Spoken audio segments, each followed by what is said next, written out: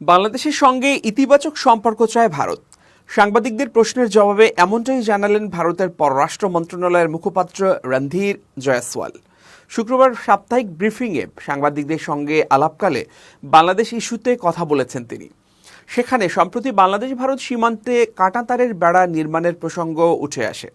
এ খবর দিয়েছে ভারতীয় সংবাদ সংস্থা ANI নিউজ। এতে বলা হয়েছে, ভারত চায় বাংলাদেশের সঙ্গে তাদের সম্পর্ক ইতিবাচক দিকে এগিয়ে যায়। ব্রিফিংয়ে জয়সওয়াল বলেছেন, বাংলাদেশ ভারত সম্পর্কের ক্ষেত্রে আমাদের অবস্থান বেশ কয়েকবার স্পষ্ট করা হয়েছে। আমাদের পররাষ্ট্র সচিবের সফরে আমরা বলেছিলাম যে আমরা ইতিবাচক সম্পর্ক চাই। আমরা বাংলাদেশের জনগণের সঙ্গে ফেডারেল সম্পর্ক চাই।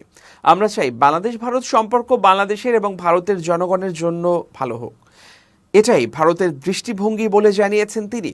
অন্যদিকে সম্প্রতি পশ্চিমবঙ্গের মালদা ও বাংলাদেশের চাঁপাইনবাবগঞ্জের সীমান্তবর্তী অঞ্চলে এ মাসের শুরুতে ভারতীয় সীমান্তরক্ষী বাহিনী BSF এর কাঁটাতারের বেড়া নির্মাণ নিয়ে দুদেশের মধ্যে যে উত্তেজনা দেখা দেয় সে বিষয়ে জয়সওয়ালকে প্রশ্ন করা হয়। দিল্লি কর্তৃক ঢাকার রাষ্ট্রদূতকে তলবের বিষয়ে জানতে চাইলে ভারতের ওই কূটনীতিক বলেন, আমরা ভারপ্রাপ্ত ডেপুটি হাইকমিশনারকে তলব করে সীমান্তে বেড়া দেওয়ার বিষয়ে ভারতের অবস্থান স্পষ্ট করেছি।